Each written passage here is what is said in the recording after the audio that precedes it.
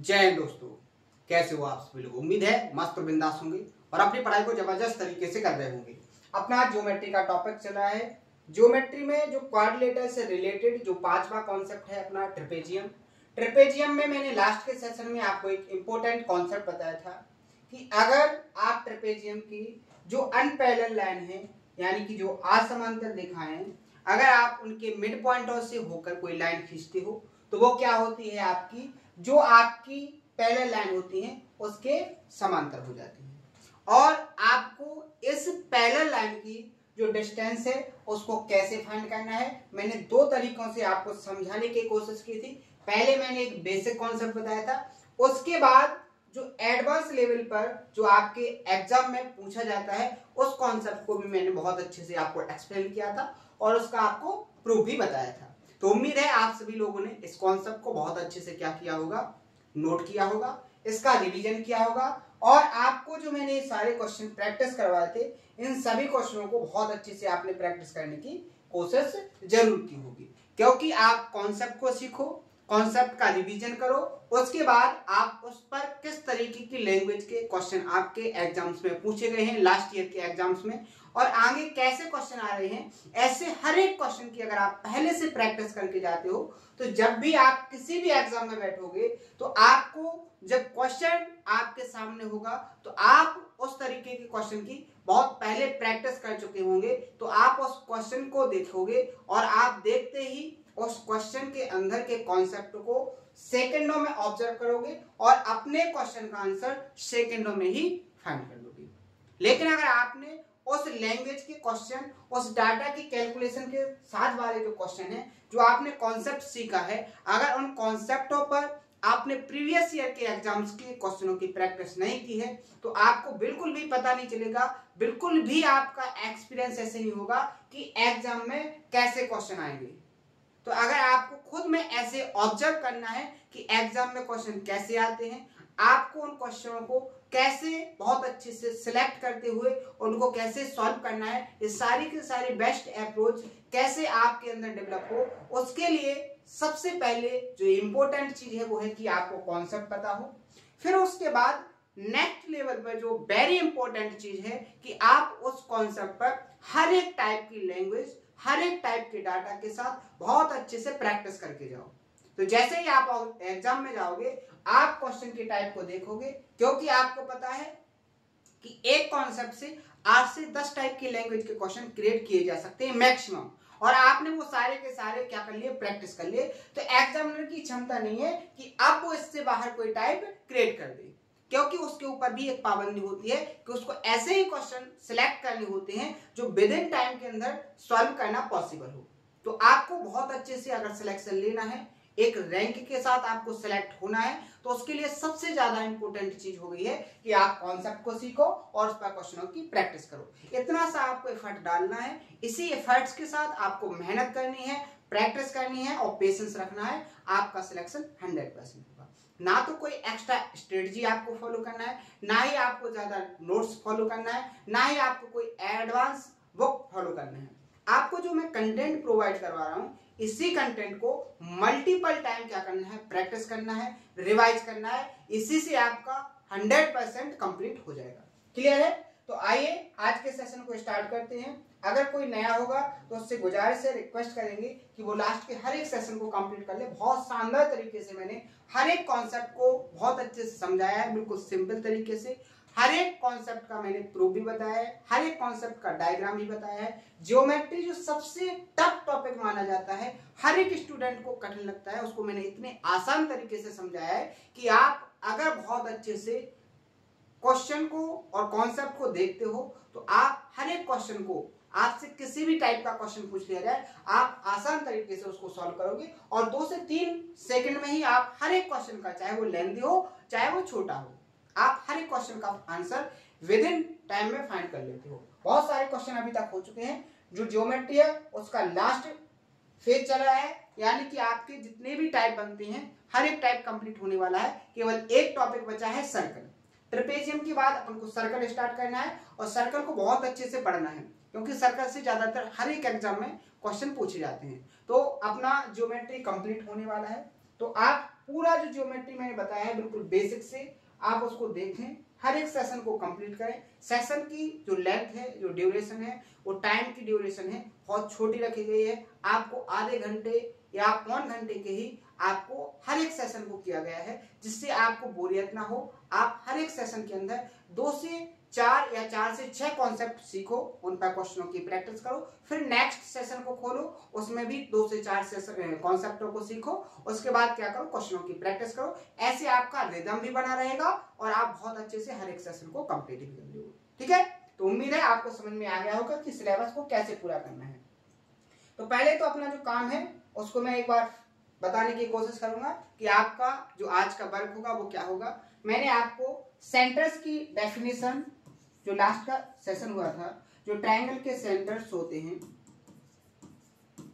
जो ट्रायंगल के सेंटर्स होते हैं, मैंने इनकी डेफिनेशन और इसके साथ साथ मैंने आपको क्या कहा था कि इनकी डेफिनेशन के बाद इनकी जो प्रॉपर कॉन्सेप्ट बनते हैं, तो मैंने आपको 4 सेंटर्स पढ़ाए हैं। चारों सेंटर्स को मैंने लिखने को बोला था। 5वां सेंटर एक्सो सेंटर है, लेकिन वो इतना इंपॉर्टेंट नहीं है, तो उसका तो आपको केवल नाम लिखना है, बाकी कुछ दिक्कत नहीं है। आपको उससे क्वेश्चन ज्यादातर देखने को कभी नहीं मिल सकते हैं, क्योंकि एक कॉन्सेप्ट है वो मैंने बता भी दिया था, आप उसको देख सकते हो। लेकिन ये 4 सेंटर्स जो मैंने बताए थे, incentre, circumcentre, orthocentre, centroid, ये 4 सेंटर बहुत ज्यादा इंपॉर्टेंट है।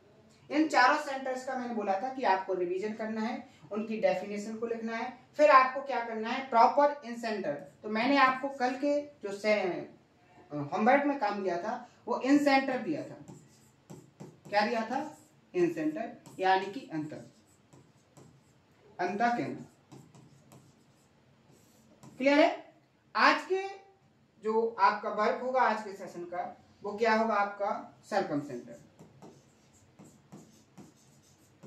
आपको क्या काम करना है, सर्कम सेंटर से रिलेटेड यानी कि परिकेंद्र, हिंदी वाले क्या लिखेंगे इसको, परिकेंद्र। आपको सर्कम सेंटर से रिलेटेड जितने भी कॉन्सेप्ट बताए गए हैं, जितने भी की पॉइंट्स बताए गए हैं, जितने भी डायग्राम के थ्रू कॉन्सेप्ट को समझाया गया है, उन सभी कॉन्सेप्टों को प्रॉपर तरीके से हर एक कमेंट के अंदर उसको लिखना है, फिर उसको कमेंट में करना है। क्लियर है? जिससे आपका रिवीजन भी हो जाएगा और मुझे भी पता चलेगा कि आप रिवीजन को कर रहे हो।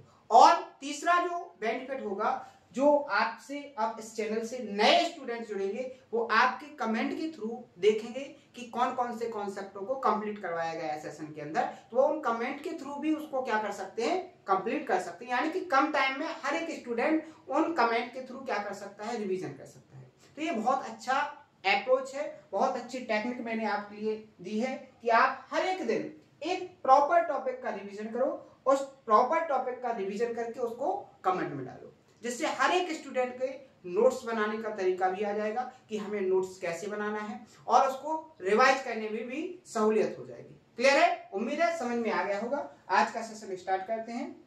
बहुत अच्छे से पहले कॉन्सेप्ट को सीखेंगे, क्योंकि जितने भी कॉन्सेप्ट हुए थे उन सभी कॉन्सेप्टों से आपको क्वेश्चन प्रैक्टिस करवा दिए गए थे। अब जो नया कॉन्सेप्ट है उसको सीखेंगे। पता है कि अपना जो कॉन्सेप्ट चला है वो ट्रेपेजियम से रिलेटेड चला है, तो अपना जो कॉन्सेप्ट है वो ट्रेपेजियम से ही है। ठीक है, तो नया कॉन्सेप्ट क्या है उसको देखेंगे। ठीक है, कॉन्सेप्ट बहुत इंपॉर्टेंट है। कॉन्सेप्ट को आप प्रॉपर तरीके से देखोगे, बहुत अच्छे से समझ में आएगा और आपको याद भी हो जाएगा, और आप क्वेश्चन को प्रैक्टिस करोगे तो उस टाइप का अगर आपको एग्जाम में क्वेश्चन मिलेगा तो आप देखते ही उसको सॉल्व कर लोगे। देखते हैं कॉन्सेप्ट क्या है। तो सबसे पहले मैं आपको डायग्राम से समझाऊंगा। मैंने सबसे पहले क्या काम किया, आपके सामने एक क्या बना लिया है, ट्रेपेजियम। क्या बना दिया है, एक ट्रेपेजियम। इस ट्रेपेजियम का नाम हो गया क्या, A B C D. ABC एक ट्रेपेजियम बने, एबीसीडी एक ट्रेपेजियम बन गया। और इस ट्रेपेजियम में है क्या, बेसिकली यहां पर AB जो है पैरेलल CD है। इस ट्रेपेजियम में जो है वो ABCD के पैरेलल है। और नेक्स्ट जो कॉन्सेप्ट है वो क्या है, यहां पर वर्टेक्स A से C को मिलाओगे तो आपका एक AC डायगोनल बन जाएगा। क्या बन जाएगा, AC डायगोनल। दूसरा आपका यहां पर आप B से C को मिलाओगे तो यहां पर आपका एक BD डायगोनल बन जाएगा। यानी कि आपका AC और BD क्या है, डायगोनल है। कॉन्सेप्ट यहां से बहुत लॉजिकल बनता है। लॉजिकल कैसे बनता है, यहां पर एग्जामिनर क्या कहता है कि ये जो आपके डायगोनल है, डायगोनल के मिड पॉइंटों को मिलाने से बनी लाइन की आपको डिस्टेंस पूछता है। कॉन्सेप्ट क्या है, डायग्राम से समझो। जैसे आपका एसी विकर्ण है, मान लीजिए इसका मिड पॉइंट ए है, इस पॉइंट पर मिड पॉइंट है, ये मान लीजिए आपका पी है। दूसरा डायगोनल बीडी है, इसका जो मिड पॉइंट है ये हो गया आपका, यहां पर मान लीजिए क्यू है। तो आपसे जो एग्जामिनर पूछता है, आपसे एग्जामिनर बेसिकली पूछता क्या है कि आपका जो पी क्यू डिस्टेंस है, इस पी क्यू डिस्टेंस की लेंथ फाइंड कीजिए। इस पी क्यू डिस्टेंस की आपको क्या करना है, डिस्टेंस फाइंड करनी है। यानी इस पी क्यू लेंथ को एग्जामिनर आपसे पूछता है। तो आपको इसको कैसे फाइंड करना है, इसका क्या कॉन्सेप्ट होता है, तो जिनकी क्षमता इस कॉन्सेप्ट की प्रूफ पढ़ने की नहीं है, तो वो डायरेक्ट केवल और केवल क्या कर सकते हैं, कॉन्सेप्ट को अपनी माइंड के अंदर सेट कर सकते हैं। कॉन्सेप्ट क्या हो जाएगा, यहां पर अगर आपकी जो पैरेलल साइड है ये स्मॉल ए है और स्मॉल बी है, जो पैरेलल साइड है उनकी लेंथ स्मॉल ए और स्मॉल बी है, तो यहां से जो पी क्यू की डिस्टेंस होगी, जो यहां से पी क्यू की डिस्टेंस होगी, वो क्या होगी, आपकी जो आपकी पैरेलल साइड है उनके बीच का डिफरेंस, ए डिफरेंस बी का आधा, ये होगा आपका कॉन्सेप्ट। और जो सबसे इंपॉर्टेंट कॉन्सेप्ट है, बहुत अच्छे से इसको क्या करना है, नोट करना है, और फिर इसका क्या करना है, आपको रिवीजन करना है और प्रैक्टिस भी बहुत अच्छे से करना है। ये हो गया आपका डायग्राम और ये हो गया आपका कॉन्सेप्ट। अब जो इसका प्रूफ समझना चाहता है, जिसको ये है कि ये कैसे कॉन्सेप्ट बना है, जिसको अपने आप में लगता है कि मुझे मैथ का हर की पॉइंट पता होना चाहिए, हर क्या का जवाब आपको अगर बहुत अच्छे से फाइंड करना है, हर एक क्या का जवाब आप चाहते हो, तो उसके लिए आपको सब कुछ पढ़ना होगा। जैसे आपको डायग्राम समझा दिया गया है, डायग्राम का कॉन्सेप्ट क्या है, थ्योरी क्या है, थ्योरी आपकी ये है कि आपको एक ट्रेपेजियम दिया जाएगा और आपसे एग्जामिनर बोलेगा कि ट्रेपेजियम के अंदर इसके दो डायगोनल हैं और डायगोनल के मिड पॉइंटों को मिलाकर एक लाइन पी क्यू बनाई गई है। तो आपको जो पैरेलल साइड है उनकी डिस्टेंस दी जाएगी और आपसे बोला जाएगा कि ये जो पी क्यू है इसकी लेंथ क्या होगी। आपसे ये फॉर्मूले के थ्रू कॉन्सेप्ट से क्वेश्चन पूछा जाएगा। ठीक है, अब आपसे क्वेश्चन तीन तरीके से क्रिएट किया जा सकता है। आपको पी क्यू की लेंथ दी जाएगी या आपकी इन पैरेलल लाइन में से एक किसी डिस्टेंस को दे दिया जाएगा और आपसे एक डिस्टेंस को पूछ लिया जाएगा। एक तरीका आपका ये हो गया। दूसरा तरीका ये हो गया कि इस ट्रेपेजियम की दोनों पैरेलल लाइन को दे दिया जाएगा और आपसे पूछ क्या लिया जाएगा, आपसे इस पी क्यू की लेंथ को पूछ लिया जाएगा। एक और तरीका होगा, आपसे यहाँ पर वो क्या पूछ सकता है, यहाँ पर आपका इस ट्रायंगल और इस ट्रायंगल का एरिया भी पूछ सकता है। तो आप कैसे इसको फाइंड करोगे, सबसे पहले इसके प्रूफ को जानते हैं। तो आपको क्या करना है, इसका प्रूफ क्या है बहुत अच्छे से समझना है। टफ चीज है, टाइम लगेगा, ध्यान से समझना है, पेशेंस के साथ समझना है। आप क्या काम करो, यहां पर देखो, इस डायग्राम में एक क्रिएटिविटी आपको करनी पड़ेगी। वो क्या है, यहां से जो डायगोनल निकाला गया है आप कैसे भी कर सकते हो, मैं आपको और भी हिंट दूंगा, लेकिन मैं जैसे कर रहा हूं वो सिंपल तरीका है, यहां से आपको समझ में आएगा। मैंने डी बाई टेक्स से इसके मिड पॉइंट से होकर एक इस तरीके से लाइन खींची, क्या की, एक लाइन खींची, ठीक है, ध्यान से देखना। ये कहां से होकर जा रही, इस पी पॉइंट से होकर जा रही। क्लियर है, ध्यान से देखना, बहुत इंपॉर्टेंट कॉन्सेप्ट है। अगर आपने कॉन्सेप्ट को बहुत अच्छे से समझ लिया, देखते ही क्वेश्चन सॉल्व करोगे। अभी मैं क्वेश्चन प्रैक्टिस भी आपको कराऊंगा, ठीक है। यहां पर देखिए, जितना मैं आपको डायग्राम दिखाने की कोशिश करूंगा, आपको उतने ही डायग्राम पर नजर रखनी है। कितने पर नजर रखनी है, ध्यान से देखो कि जो डिस्टेंस आपको पता है एसी डायगोनल का मिड पॉइंट आपका क्या है, पी है, यानी जितनी डिस्टेंस आपकी ये होगी उतनी ही डिस्टेंस सेम आपकी ये वाली होगी कि नहीं होगी, समझे हो कि नहीं है, ये वाली डिस्टेंस इसके बराबर होगी। इसी तरीके से आप देखो, जो डिस्टेंस आपकी ये है वही सेम डिस्टेंस आपकी ये होगी कि नहीं होगी, ठीक है, क्योंकि ये क्या है आपका डायगोनल बीडी का मिड पॉइंट। डायग्राम को ध्यान से समझना, इतना समझ में आपको आ गया। अगर ये समझ में आ गया तो अब मैं आपसे जो बोलूं उस पर ध्यान देना है। यहां पर आप देखो, आपको एक कैची फिगर नजर आएगी। मैंने कैची फिगर क्यों दिखाया? क्योंकि यहां पर जो आपको सॉल्व करना है वो आपको कॉन्ग्रुएंसी से सॉल्व करना है, यानी कि सर्वांग समता का यूज करते हुए आपको इसका प्रूफ निकालना है। बहुत ध्यान से देखना। यहां पर देखो, आपको एक कैची फिगर यहां पर दिखाई दे रही है। ये आपको क्या दिखाई दे रही है? कैची फिगर। और मैंने आपको बहुत अच्छे से बताया है कि जब भी कैची फिगर बनती है वो एक दूसरे के सिमिलर भी होती है और एक दूसरे के कॉन्ग्रुएंट भी हो सकती है। यहां पर कॉन्ग्रुएंट कैसे होगी उस पर बात करेंगे। यहां पर आप देखो, ए बी और सी डी एक दूसरे के पैरेलल है, सी डी और ए बी एक दूसरे के पैरेलल है। तो आपको बहुत अच्छे से पता है कि अगर आपकी सी डी और ए बी पैरेलल है तो ए सी क्या हो जाएगी? एक ट्रांसवर्सल लाइन। तो यहां पर जो एंगल आपका अगर एक थीटा है तो ये एंगल भी क्या हो जाएगा? आपका थीटा। यहां पर ये वाला एंगल इस वाले एंगल के कैसे हो जाएगा? वर्टिकली अपोजिट एंगल, यानी कि इक्वल हो जाएगा। और यहाँ पर ये एंगल अगर अल्फा होगा, तीसरा एंगल, तो ये भी कंप्लीट अल्फा बन जाएगा। क्योंकि किसी भी ट्रायंगल के दो कोण बराबर हो जाए तो तीसरा कोण ऑटोमेटिकली कैसे हो जाता है? बराबर हो जाता है। अब यहाँ पर क्या हो गया है? यहाँ पर हो गया है क्या कि ए, अगर यहाँ पर पॉइंट क्या है? एम है। ये जो पॉइंट है एम है। तो यहाँ पर अपना क्या हो गया कि ट्रायंगल एपीएम कॉन्ग्रुएंट हो गया किसके? ट्रायंगल किसके? सीपीडी के। ट्रायंगल सीपीडी के ये क्या हो गया? एक दूसरे के कॉन्ग्रुएंट हो गया, यानी कि सर्वंसम हो गया। इतना यहां तक आप लोगों को समझ में आया है कि नहीं आया है? ध्यान से देखना, कॉम्प्लिकेटिव है, कॉन्सेप्ट बहुत इंपॉर्टेंट है, बहुत ध्यान से आपको समझना है। बोरियत अपने अंदर बिल्कुल भी नहीं लाना है। और मैं आपसे बिल्कुल स्पष्ट शब्दों में बोलता हूं, मैं बिल्कुल खुलकर आपसे बोलता हूं कि आपको पढ़ते टाइम, आपको मेहनत करते टाइम 1% भी बोरियत नहीं होनी चाहिए। क्योंकि आप ये मान लीजिए कि अगर आपको बोरियत, फ्रस्ट्रेशन या डिमोटिवेशन हो रहा है तो अभी आपने जो सपने देखे हैं वो आपके परफेक्ट नहीं है, आप उनको पूरा नहीं करना चाहते। क्योंकि अगर आप उन सपनों को पूरा करना चाहते हो तो ना ही तो आपको डिमोटिवेशन आएगा, ना ही आपको फ्रस्ट्रेशन आएगा, और ना ही आपको कोई प्रॉब्लम इफेक्ट डालेगी। आपको सारी प्रॉब्लम अपने सपनों से छोटी लगेगी। ठीक है? क्योंकि इन सारी चीजों को मैंने बहुत अच्छे से देखा है, बहुत अच्छे से ऑब्जर्व करता हूं। ऐसा नहीं कि अब मुझे समस्याएं नहीं आती हैं, मुझे बहुत सारी समस्याएं, लेकिन मैंने जो सोचा है उनके लेवल से ये सारी की सारी समस्याएं, सारी की सारी प्रॉब्लम, ये जो डिमोटिवेशन है, ये कैसा है? बहुत छोटा है।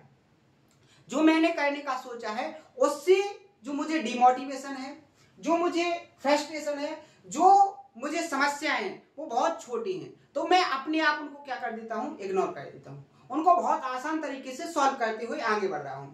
बहुत सारी समस्याएं होती, लेकिन मेरे सपने बहुत बड़े हैं तो मैं उनमें उलझ नहीं सकता। किनमें? ना डिमोटिवेशन में, ना फ्रस्ट्रेशन में, ना लोगों की बातों में, ना अदर समस्याओं में। मुझे केवल और केवल क्या करना है? अपने सपनों को पूरा करना है। जो मैंने सोचा है उसको पूरा करना है, यानी कि पूरा का पूरा कंसंट्रेशन मेरा अपने ड्रीम पर है।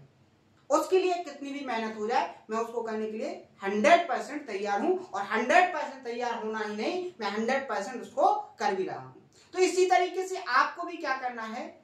100% तरीके से अपने ड्रीम्स पर फोकस करना है। उसके लिए जितनी भी मेहनत की जरूरत पड़े आपको उतनी मेहनत करना है। जीवन में कभी भी डिमोटिवेशन, फ्रस्ट्रेशन या दुनिया सारी की ये जो समस्याएं हैं उनमें कभी भी नहीं उलझना है। अगर आप उलझे तो आप समझ सकते हो कि आप अपने ड्रीम्स को बहुत पीछे छोड़ चुके हो। अब आपके सामने क्या आ गई हैं? प्रॉब्लम्स आ गई हैं। आपके पास डिमोटिवेशन आ गया है, आपके सामने फ्रस्ट्रेशन आ गया है, यानी कि सपने आपके पीछे हो गए। आपके सामने बहुत सारी चीजें और आ गई हैं जिनमें अब आप पूरी तरीके से उलझ चुके हो। अब आप उनको पूरा करने के लिए बहुत ज्यादा आपको मेहनत करनी पड़ेगी। इसलिए मैं तो आपसे यही राय देता हूं आपको कि आप एक्स्ट्रा चीजों में ना उलझें, अपने ड्रीम पर फोकस करें, उसके लिए मेहनत करें। ठीक है? यहां पर अब आप कॉन्सेप्ट पर आओ। मैंने यहां पर आपको क्या क्लियर कर दिया है कि यहां जो दो ट्रायंगल बने थे ये दोनों एक दूसरे के क्या हो गए? कॉन्ग्रुएंट। क्या हो गए? कॉन्ग्रुएंट। कॉन्ग्रुएंट हो जाते हैं तो जितने भी करस्पॉन्डिंग लेंथ होती हैं यानी कि संगत लंबाइयां होती हैं वो उनकी जो लेंथ होती है कॉन्ग्रुएंट यानी कि सर्वांग समता में वो कैसी होती है, इक्वल होती है। तो यहाँ पर देखोगे यहाँ जो वर्टिकली अपोजिट एंगल है, ये जो वर्टिकली अपोजिट एंगल है, यहाँ पर आप देखोगे यहाँ पर अगर ये देखो ये यहाँ से यहाँ तक की जो लेंथ है स्मॉल ए है, ये क्या है आपकी, ये जो लेंथ है आपकी स्मॉल ए। तो आप यहाँ पर देखो जैसे ही आपने यहाँ पर देखा ये दोनों ट्रायंगल एक दूसरे के कॉन्ग्रुएंट हो गए, तो यहाँ वर्टिकली अपोजिट के सामने क्या हो जाएंगी, करस्पॉन्डिंग जो लेंथ होंगी वो कैसे होंगी, इक्वल होंगी। आप देखो इस एंगल के सामने क्या है, डिस्टेंस बी है, तो आपकी इस एंगल के सामने ये जो डिस्टेंस होगी, ये वाली डिस्टेंस होगी, ये क्या हो जाएगी, बी हो जाएगी कि नहीं हो जाएगी, ध्यान से देखो हो जाएगी कि नहीं हो जाएगी। अब बात करेंगे कहां पर, ये आपका क्या है यहाँ पर एन, ठीक है। अब ध्यान से देखो अगर ये कंप्लीट लेंथ आपकी स्मॉल ए थी, अगर ये बी हो गई तो मैं आपसे पूछूंगा यहां से लेके यहां तक की डिस्टेंस क्या ए माइनस बी नहीं हो जाएगी, हो जाएगी कि नहीं हो जाएगी, ये ए माइनस बी हो जाएगी कि नहीं हो जाएगी।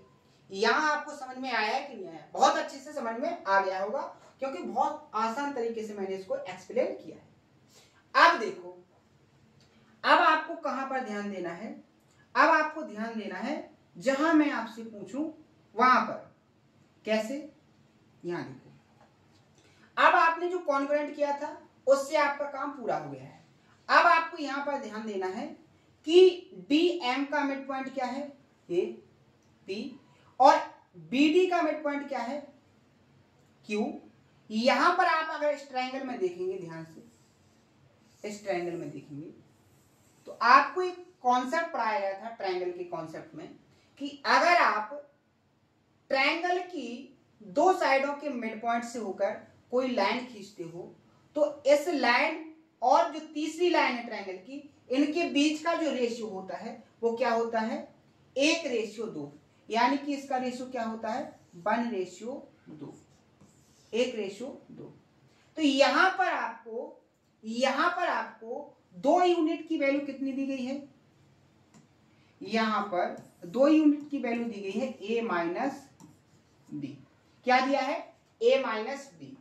अब यहां पर देखो आपको 1 यूनिट की वैल्यू फाइंड करना है, तो दोनों तरफ किससे डिवाइड कर दो, 2 से, तो ये क्या हो जाएगा a माइनस बी अपॉन 2, ये आपका क्या हो जाएगा, या आप इसको 1 यूनिट लिख दो या फिर आप क्या लिख सकते हो इसको, या आप इसको क्या लिख सकते हो पी क्यू, क्या लिख सकते हो पी क्यू। ये मैंने आपको कॉन्सेप्ट कंप्लीट करवा दिया है, ये आपका क्या हो गया प्रूफ। यही कॉन्सेप्ट मैंने सबसे पहले आपको लिख के भी बताया था, मैंने यहाँ पर डिफरेंस लिखा था, ये जो साइन है वो किसका है, डिफरेंस का है, यानी कि आपको बड़ी लेंथ से छोटी लेंथ को माइनस करना है फिर उसको 2 से डिवाइड करना है, क्योंकि आप यहाँ पर जब आपने ये बड़ी वाली लेंथ को ए ले लिया और छोटी वाली लेंथ को बी ले लिया तो क्या आ जाएगा ए माइनस बी।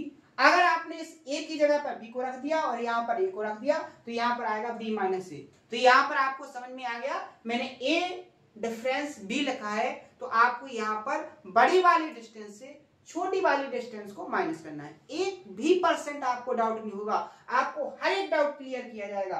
तो यहाँ पर जो कॉन्सेप्ट तैयार हुआ है उससे आपको पता चल गया होगा कि एग्जामिनर आपसे कॉन्सेप्ट से क्वेश्चन कैसे पूछ सकता है, कैसे पूछ सकता है, वो पूछ सकता है आपसे क्या कि आपको एक ट्रेपेजियम दिया गया है और उस ट्रेपेजियम के 2 डायगोनल्स हैं यानी कि 2 विकर्ण हैं, उन दोनों विकर्ण के मिड पॉइंटों से यानी कि दोनों डायगोनल की मिड पॉइंटों को मिलाया गया है। वो जो लाइन बनी है मिलाने पर उस लाइन की आपको लेंथ फाइंड करने के लिए बोलेगा और आपसे कहेगा कि ट्रेपेजियम की जो पैरेलल लाइन है उनकी लेंथ आपको दे देगा ए और बी है। तो आप वहां पर क्या जवाब दोगे, आप जवाब दोगे कि जो पैरेलल लाइंस हैं उन दोनों के डिफरेंस को लोगे और उसको 2 से डिवाइड कर दोगे तो आपको उन दोनों डायगोनल यानी कि विकर्ण के मिड पॉइंटों से मिलाने पर जो लाइन मिली है उसकी लेंथ फाइंड हो जाएगी। क्लियर है, कॉन्सेप्ट आपको समझ में आ गया कि नहीं आ गया, इंपॉर्टेंट कॉन्सेप्ट है।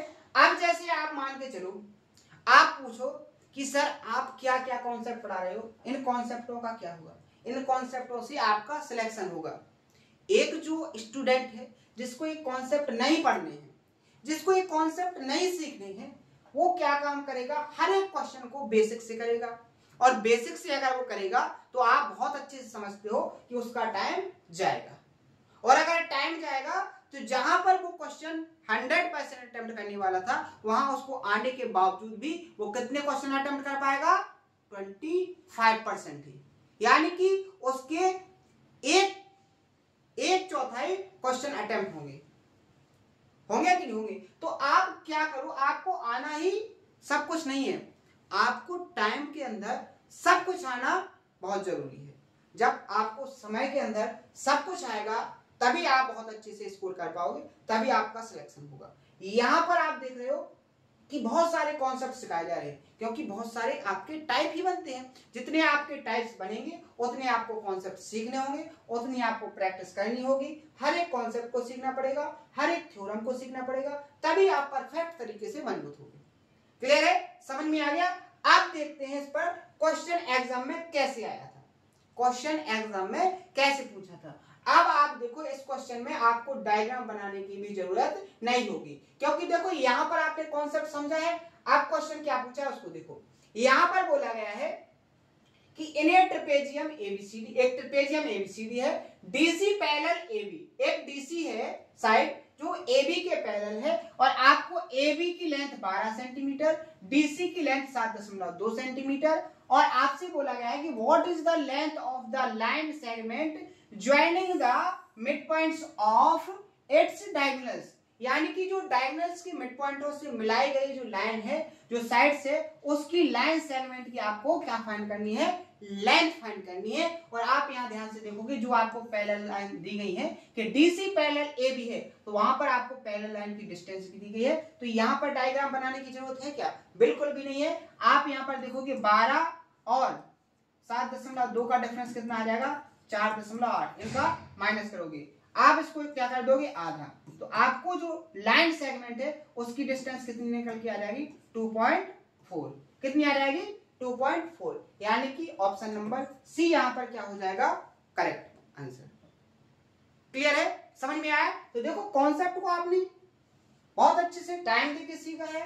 यहां पर आप देख रहे हैं क्वेश्चन को बिना डायग्राम के आप सॉल्व कर रहे हैं, तो इतना फर्क है। अब यहां पर अगर कोई बेसिक से करने वाला होगा तो आप खुद अनुमान लगा सकते हो, यहां 10 से 15 मिनट का टाइम वेस्ट करके जाएगा, और पॉसिबल भी नहीं है कि उसका आंसर आ जाए, क्योंकि उसके लिए भी अगर वो बेसिक से करेगा तो जो कॉन्सेप्ट मैंने यहाँ एक्सप्लेन किए हैं कि इसको कॉन्वर्जेंट किया है, फिर वहां पर ट्रायंगल में मैंने मिड पॉइंट वाला कॉन्सेप्ट लगाया है, फिर जाके उसको मैंने प्रूव करके आपको सिखाया है, इतना वो करेगा तो उसको ये सारे कॉन्सेप्ट आने चाहिए। और हो सकता है नहीं है, हो सकता है नहीं आए, तो क्या फिर वो इसको बेसिक से कर पाएगा कि नहीं कर पाएगा। तो बेसिक तो केवल सीखने के लिए है, बेसिक किसके लिए है, आपको परफेक्ट बनाने के लिए है। और अगर आपको सिलेक्शन लेना है तो उसके लिए आपको कॉन्सेप्चुअली क्लियरिटी बहुत अच्छे से कंप्लीट करनी पड़ेगी। ठीक है, समझ में आया। नेक्स्ट क्वेश्चन पर बढ़ते हैं। यहां देखो, ये तो आपका जो लास्ट का सेशन में जो कॉन्सेप्ट बताया था उसी से रिलेटेड है, बहुत अच्छे से इसको सॉल्व करेंगे। क्या बोला गया है, इन द गिवन ट्रेपेजियम, जो दिया गया ट्रेपेजियम है एबीसीडी, इसमें डीसी पैरेलल एबी है, यानी ये डीसी और एबी एक दूसरे के पैरेलल हैं। P and Q R point on AD and BC respectively, ठीक है, एडी और बीसी पर पी और क्यू दो पॉइंट हैं, ठीक है। एपी से पीडी का रेशियो क्या है, एपी 5:4 है। ध्यान से देखना, डायग्राम दिख रहा है ना, बड़ा करने की जरूरत तो नहीं है। आगे देखो, BQ से QC का रेशियो, BQ से QC का रेशियो भी 5:4 है, ठीक है। DC की लेंथ 11 है, DC की लेंथ 11 हो गई। AB की लेंथ 38 है, AB की लेंथ 38 हो गई। आपसे पूछा क्या है, उसने PQ की लेंथ को पूछा है, वैल्यू ऑफ PQ। तो ऐसा क्वेश्चन तो मैं पहले करवा चुका हूं। मैंने कैसे करवाया था कि आपको एक ट्रेपेजियम दिया था और ये जो रेशियो यहाँ 4 और 5 का था वहां M और N से था, तो कॉन्सेप्ट क्या बना था, PQ बराबर कॉन्सेप्ट क्या बना था, 11 गुणे 5, 38 गुणे 9, 38 गुणे 4, क्या हो जाएगा, 11 गुणे 5 55 प्लस 38 चौकी क्या हो जाएगा 152, 38 चौकी 152 अपॉन में क्या हो जाएगा M प्लस N, यानी 4 प्लस 5 यानी 9। पी क्यू बराबर क्या हो जाएगा यहाँ पर 152 और आपके 55 कितने हो जाएंगे 207/9। कितनी बार 9 दूनी 18 9 तिया 27। पी क्यू की लेंथ कितनी हो जाएगी यहाँ पर 23। कितनी हो जाएगी 23। पी क्यू की लेंथ आपसे पूछी थी, इसका आंसर क्या हो जाएगा 23। ऑप्शन नंबर सी यहाँ पर क्या हो जाएगा करेक्ट आंसर। एक तो आपका मेथड ये हो गया कि आप इस तरीके से फाइंड कर सकते हो। कॉन्सेप्ट अगर आपको देखना है, अगर कोई नया है तो उसको कॉन्सेप्ट भी मैं आपको एक बार दिखाने की कोशिश करता हूँ, क्योंकि आपका डाउट ना रहे कि कॉन्सेप्ट नहीं सिखाया गया है।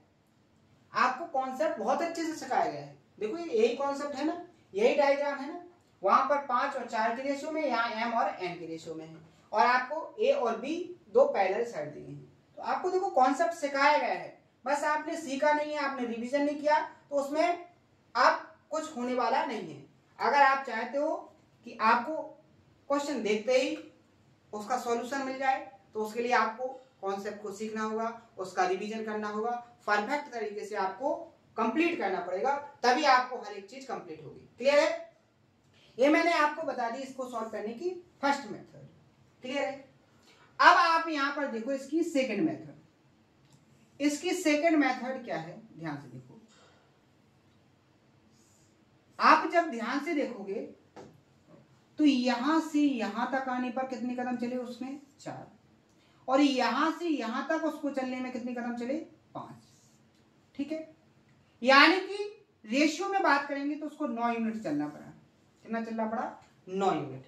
लेकिन देखो आप एग्जैक्ट वैल्यू में देखो, यहां 11 से वो 38 पर पहुंचा, 11 से वो 38 पर पहुंचा, तो कितनी डिस्टेंस चला वो, कितनी डिस्टेंस चला वो 27। 38 से 11 को माइनस करेंगे 27, कितने गुना हो गया, 1 यूनिट की वैल्यू कितनी हो जाएगी यहां से 3। कितनी हो जाएगी, एक कदम किसके बराबर हो गया 3 के बराबर।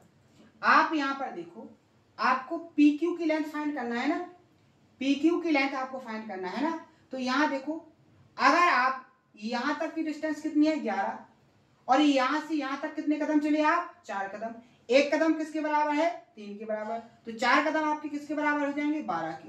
अगर आप 11 में 12 को ऐड कर दोगे, 12 कहां से आया पता चल गया, कितना हो जाएगा आपका 23। तो ऐसे भी आपका आंसर क्या आ जाएगा सी करेक्ट आंसर। यहां केवल आप डायग्राम को देखोगे और तुरंत फाइंड कर लोगे, यानी कि यहां थोड़ा टाइम आपका बच सकता है।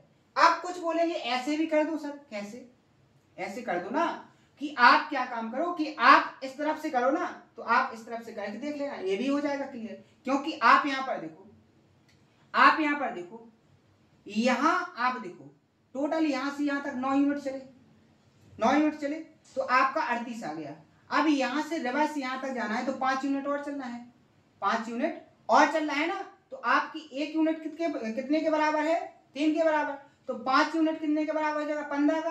तो आप 38 से 15 को माइनस कर दो, यहां पर आप आगे बढ़े तो ऐड करा, आप यहां पर रिवर्स में जा रहे तो माइनस करोगे, क्योंकि देखो ऊपर से जैसे जैसे नीचे आ रहा है लेंथ कैसे हो जा रही बड़ी। अगर आप ऊपर से नीचे आओगे तो लेंथ को ऐड करना पड़ेगा, और नीचे से ऊपर जाओगे तो लेंथ को माइनस करना पड़ेगा। तो यहां पर माइनस करोगे तो कितना आ जाएगा आपका 23। आप कैसे भी कर सकते हो, कॉन्सेप्ट कभी भी फेल नहीं होते हैं, ट्रिक्स कभी कभी फेल हो जाती हैं। तो आपको कॉन्सेप्ट सिखाए जा रहे हैं ना कि ट्रिक, और कॉन्सेप्ट से जो आपके एग्जाम में क्वेश्चन आते हैं वो सारे के सारे सॉल्व नहीं होते हैं। जो 95% है वो कॉन्सेप्ट से ही होते हैं सॉल्व, ट्रिक वहां पर काम नहीं करती है।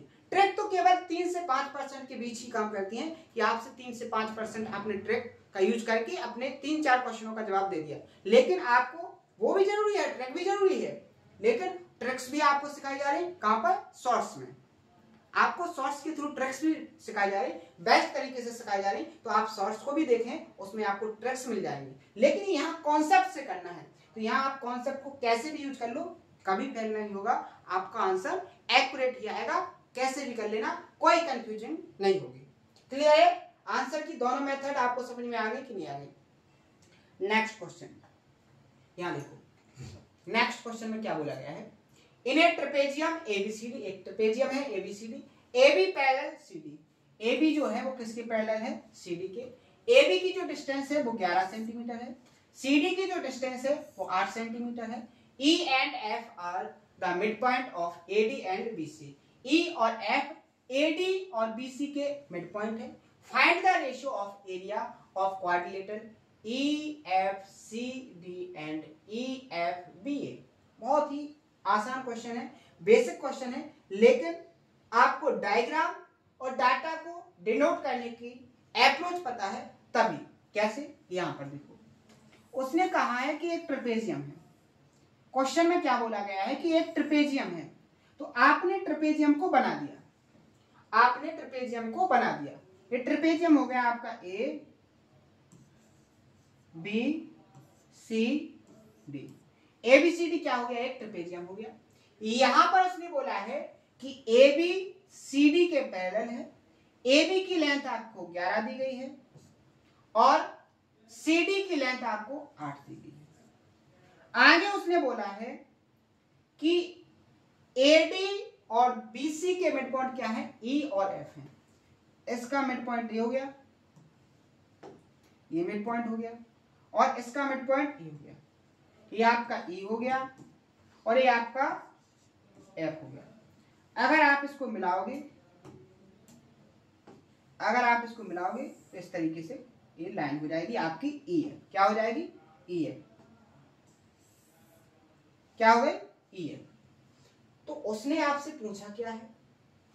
सबसे पहले तो मैं आपसे अगर EF की वैल्यू की बात करूं तो आपका तुरंत जवाब आएगा कि EF की जो डिस्टेंस होगी वो क्या होगी? AB और CD का एवरेज।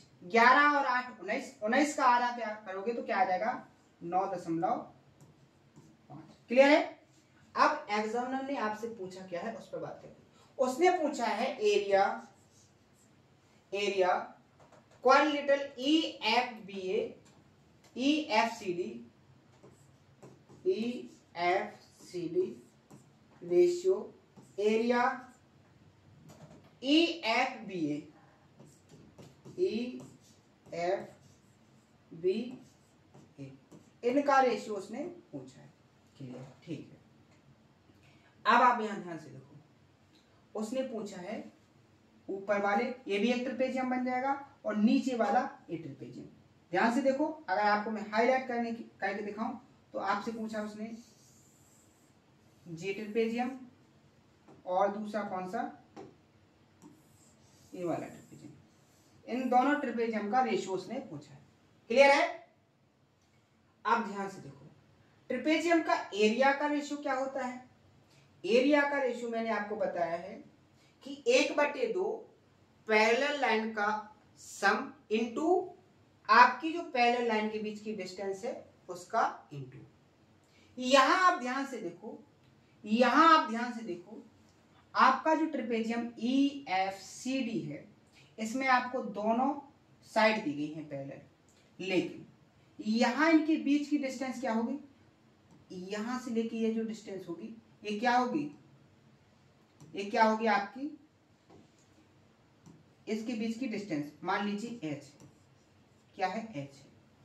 तो आप यहां पर ध्यान से देखो, नीचे वाला जो ट्रेपेजियम है इसकी ये जो डिस्टेंस है ये h होगी कि नहीं होगी?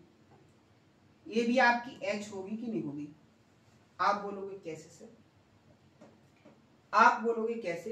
तो ध्यान से देखो, यहां पर ये वाला जो एंगल है वो 90 डिग्री का हो गया, यहां पर ये वाला एंगल भी 90 डिग्री का हो गया, एक एंगल इक्वल हो गया। अब देखो EF AB के पैरेलल हो जाएगी, क्योंकि आपको पता है कि जो EF है वो अनपैरेलल लाइन के मिड पॉइंटों को मिला के बनाई गई है। मैंने अभी बहुत सारे क्वेश्चन भी प्रैक्टिस करवाए हैं और आपको एक कॉन्सेप्ट भी बहुत अच्छे से बताया है, यानी कि EF आपकी AB के पैरेलल होगी और EF आपकी CD के भी पैरेलल होगी। तो आप यहाँ पर देखो, जो एंगल आपका ये होगा वही सेम एंगल आपका ये होगा। अगर दो एंगल बराबर हो गए तो तीसरा तो ऑटोमेटिकली बराबर हो जाएगा। तो ये ऊपर वाला एक छोटा ट्रायंगल, ये वाला और ये वाला, दोनों ट्रायंगल एक दूसरे के कॉन्ग्रुएंट होंगे कि नहीं होंगे? अगर कॉन्ग्रुएंट होंगे तो दोनों की जो करस्पॉन्डिंग लेंथ होगी वो इक्वल होगी कि नहीं होगी? आप देखो, इस एंगल के सामने अगर ये डिस्टेंस है, अगर ये h है तो इसके सामने की ये वाली डिस्टेंस भी क्या हो जाएगी? h हो जाएगी। यानी कि दोनों ट्रेपेजियम की जो पैरेलल लाइन है उनके बीच की डिस्टेंस क्या हो जाएगी? h हो जाएगी। अब आपसे जो पूछा गया है उस पर अपन आगे बढ़ते हैं। एरिया का रेशियो क्या होगा? 1/2 ट्रेपेजियम का एरिया होता है पैरेलल लाइन का सम, यानी 8 और 9.5 का सम क्या हो जाएगा 17.5 इंटू डिस्टेंस क्या हो जाएगी h, रेशियो 1/2 ऊपर और नीचे का सम पैरेलल लाइन का 11 और 9.5 कितना हो जाएगा 10.5 इंटू डिस्टेंस h। यहां इसको सॉल्व करोगे 1/2 से 1/2 कैंसिल हो जाएगा, h से h कैंसिल हो जाएगा, डेसिमल से डेसिमल निकल जाएगा, 5 से काटेंगे 5 या 15, 5 सत्ते 35। ठीक है, यहाँ देखो सॉरी 5 × 15 = 25। यहाँ देखो 5 से 5 चौके 20 और 5 एकम 5, यानी रेशियो आपको क्या मिल जाएगा यहाँ से 35:41। कितना मिल गया 35:41। ऑप्शन नंबर ए यहाँ पर क्या हो जाएगा आपका करेक्ट आंसर। कितना सिंपल और आसान तरीका मैंने आपको बताया है, इससे सिंपल और आसान तरीका क्या कोई हो सकता है इस क्वेश्चन के सॉल्यूशन का।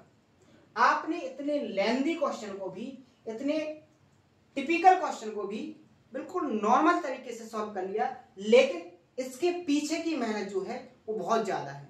आपने बहुत अच्छे से कॉन्सेप्ट को सीखा, आपने बहुत अच्छे से कॉन्सेप्ट को प्रैक्टिस किया, तब जाके उसको यहाँ पर आपने यूज किया, फिर आपका आंसर यहाँ पर फाइंड हुआ। तो आपको क्वेश्चन को आसान तरीके से सॉल्व करना है, तो उसके लिए क्या करने की जरूरत है, कॉन्सेप्ट को बहुत अच्छे से सीखने की जरूरत है। तो उम्मीद है बहुत अच्छे से आपको समझ में आया होगा।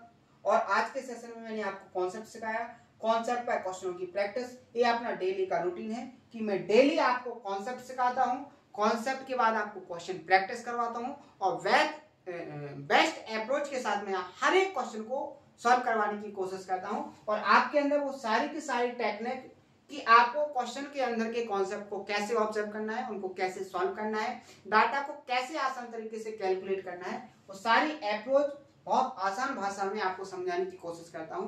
तो आपको अगर सेशन पसंद आए तो इनको ज्यादा से ज्यादा शेयर करो, हर एक दिन 10-10 लोगों को शेयर करो। आसान तरीके से आपको बहुत अच्छे से, आपका भी बहुत अच्छे से सिलेबस कंप्लीट हो जाएगा। आप जिन लोगों को जानते हो उनको शेयर करोगे तो उनका भी बहुत अच्छे से क्या हो जाएगा, सिलेबस कंप्लीट हो जाएगा। यानी कि आपका जिस तरीके से टाइम को सेव किया जा रहा है तो उनका भी टाइम क्या हो जाएगा, सेव हो जाएगा। ठीक है, तो आप बहुत अच्छे से पढ़िएगा, बहुत अच्छे से मेहनत करो, हर एक कॉन्सेप्ट को बहुत अच्छे से सीखो। यहां से आगे के जो कॉन्सेप्ट हैं, जो थ्योरम्स हैं, उनको कल के सेशन में अपन कंप्लीट करेंगे, बहुत अच्छे से देखेंगे। हर एक सेशन के अंदर बहुत आसान तरीके से बेस्ट कंटेंट के साथ आपको कंप्लीट करवाया जा रहा है। तो अगर कोई डाउट आए, वैसे मैं इस तरीके से पढ़ाता हूं कि आपको 1% डाउट ना रहे, लेकिन उसके बाद भी अगर कोई डाउट आता है तो उसको कमेंट बॉक्स में जरूर पूछने की कोशिश करें। आपके हर एक डाउट को कंप्लीट किया जाएगा, बहुत आसान तरीके से बताया जाएगा, चाहे वो डाउट छोटा हो चाहे वो डाउट बड़ा हो, लेकिन आपको पूछने की कोशिश जरूर करना है। ठीक है, आपको वर्क का पता है कि डेली का जो सेशन का वर्क होता है वो क्या है। आज आपको सर्कमसेंटर से रिलेटेड जितने भी कॉन्सेप्ट हैं उन सभी कॉन्सेप्टों को प्रॉपर तरीके से कमेंट करना है, बहुत अच्छे से रिवाइज करना है, मेहनत करना है, मेहनत के साथ पढ़ना है, क्योंकि आपके ड्रीम्स आपके लिए हैं। तो आपको अपने ड्रीम्स के लिए मेहनत बहुत शानदार तरीके से करना है। कोई डिमोटिवेशन नहीं, कोई फ्रस्ट्रेशन नहीं, कोई प्रॉब्लम्स नहीं, सारी प्रॉब्लम्स आपकी ड्रीम से छोटी हैं। लोग आपसे जुड़ेंगे, लोग आपसे पीछे हटेंगे, लोग केवल आपका मजाक बनाने के लिए जुड़ते हैं, लोग आपको पीछे खींचने के लिए जुड़ते हैं, कोई आपको आगे ले जाने वाला नहीं है। आपको आगे केवल आप ही ले जा सकते हो। तो आप अपने आप पर फोकस करो, मन लगा के पढ़ाई करो, बाकी की चीजें होती रहती हैं, लोग जुड़ते रहेंगे, लोग पीछे हटते रहेंगे, कोई दिक्कत नहीं। ठीक है, अच्छे से पढ़ेंगे, ध्यान से पढ़ेंगे, मेहनत से पढ़ेंगे। तो आज के सेशन में इतना ही, मिलते हैं नेक्स्ट सेशन में। थैंक यू, धन्यवाद।